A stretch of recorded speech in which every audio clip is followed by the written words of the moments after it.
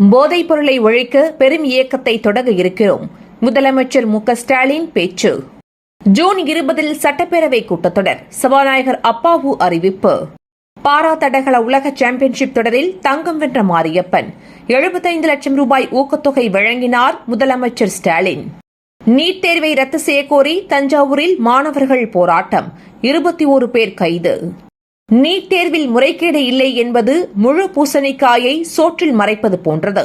அமைச்சர் மா Subramanian காட்டம். TNPSC group 4 தேர்வில் மிகப்பெரிய அளவில் குளறுபடி. ராமதாஸ் குற்றச்சாட்டு. விக்கிரவாண்டி தொகுதி இடைத்தேர்தலில் நாம் தமிழர் கட்சி தனித்து போட்டி. அக்கட்சியின் தலைமை ஒருங்கிணைப்பாளர் சீமான் அறிவிப்பு.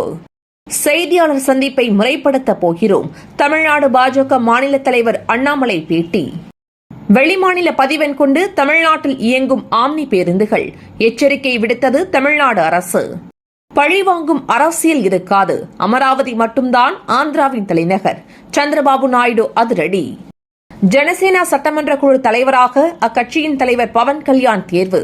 கட்சியின் தலைமை அறிவிப்பு. எல்லை பிரச்சினைகளில் கவனம் செலுத்தப்படும்.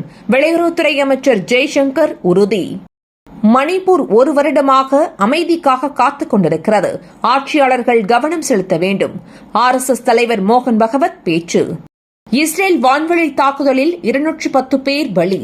பிணை கைதிகள் 4 பேர் மீட்பு. தமிழகத்தில் அடுத்த 7 நாட்களுக்கு மழைக்கு வாய்ப்பு. வானிலை ஆய்வு மையம் தகவல்.